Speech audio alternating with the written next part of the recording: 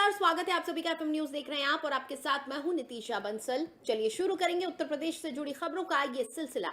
सबसे पहले बात करेंगे सीएम योगी आदित्यनाथ की। आज सुबह 10 से 11 बजे सीएम आवास पर पदक विजेता खिलाड़ियों से शिष्टाचार भेंट करेंगे।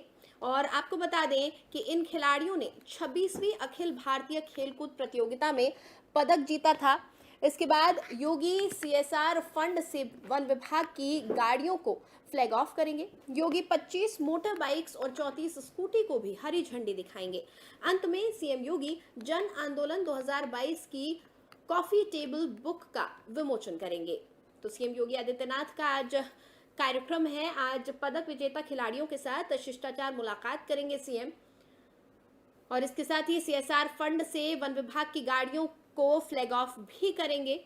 सीएम योगी आदित्यनाथ के आवास पर आज कार्यक्रम का आयोजन। इसके अलावा सीएम योगी आज जन आंदोलन 2022 की कॉफी टेबल बुक का विमोचन भी करेंगे।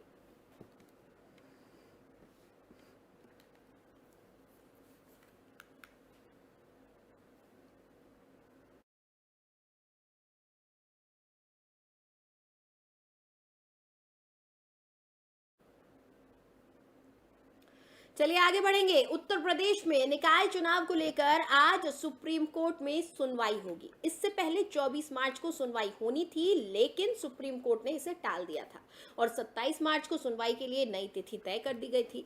सुप्रीम कोर्ट का फैसला आने के बाद ही प्रदेश में चुनाव को लेकर स्थिति साफ हो पाएगी।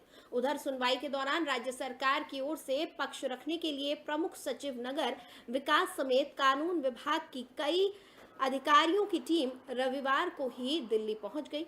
बता दें कि सुप्रीम कोर्ट के आदेश पर राज्य सरकार ने निकाय चुनाव में पिछड़ों का आरक्षण तय करने के लिए पिछड़ा वर्ग आयोग का गठन किया था। आयोग ने अपनी रिपोर्ट सरकार को कई दिनों पहले ही सौंप दी थी, जिसे सरकार ने सुप्रीम कोर्ट में दाखिल कर दिया था। अब इसी रिपोर्ट के आधार पर सुनवाई होनी है। सुप्रीम कोर्ट में सुनवाई के दौरान निकाय चुनाव में मेयर और अध्यक्ष की सीटों पर ओबीसी की आरक्षण को लेकर स्थिति साफ होनी है। राज्य सरकार ने पिछड़ा वर्ग आयोग की रिपोर्ट को सुप्रीम कोर्ट में प्रस्तुत किया है।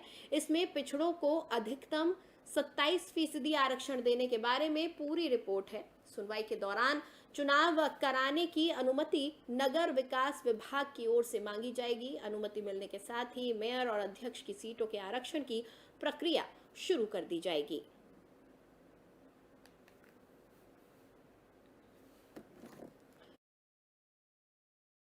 रिपोर्ट सौंप दी है और आज सुप्रीम कोर्ट में इस मामले पर सुनवाई होगी। यूपी में निकाय चुनावों को लेकर आज सुप्रीम कोर्ट में सुनवाई होने जा रही है। उत्तर प्रदेश निकाय चुनाव लंबे समय से चर्चा का विषय बने हुए हैं। दरअसल यहाँ पर ओबीसी आरक्षण को लेकर मतभेद था, जिसको लेकर कोर्ट में भी मामला पहुंचा था। सरकार ने जो आरक्षित सीटों की लिस्ट जारी की थी, कोर्ट उससे सहमत नहीं था। कोर्ट का कहना था कि इस मामले में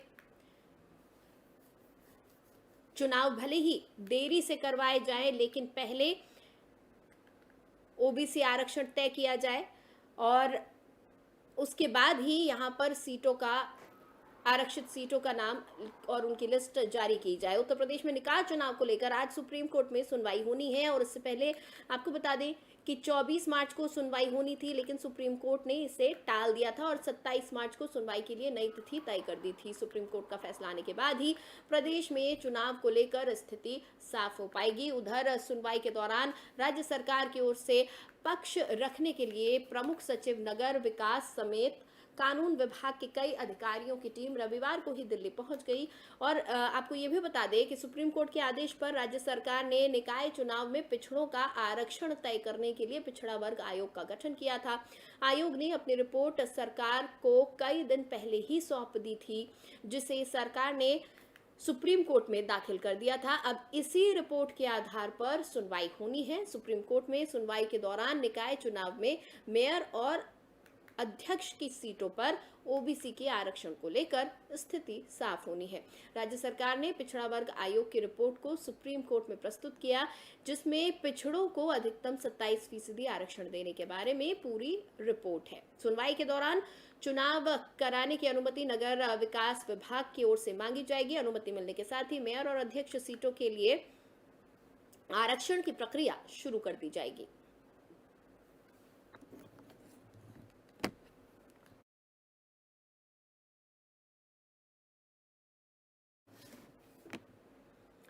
और उत्तर प्रदेश के माफिया डॉन अतीक अहमद का काफिला सोमवार सुबह मध्य प्रदेश की सीमा में प्रवेश करते हुए शिवपुरी के रामनगर टोल प्लाजा से गुजरा।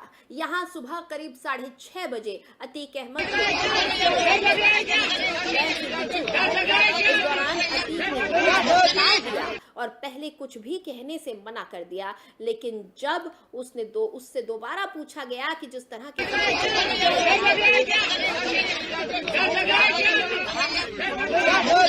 रहा है, इसके बाद हाथ हिलाते हुए वो वैन की तरफ बढ़ गया।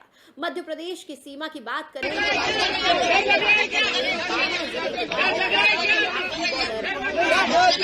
कस्बे को पार करते हुए मध्य प्रदेश की सीमा में दाखिल हुआ। मध्य प्रदेश की सीमा में लगभग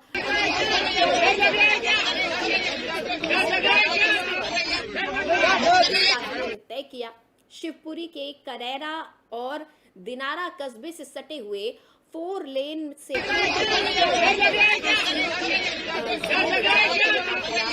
गुजरात से होकर राजस्थान मध्य प्रदेश होते हुए उत्तर प्रदेश की सीमा में प्रवेश करेगा। ये काफिला गुजरात से उत्तर प्रदेश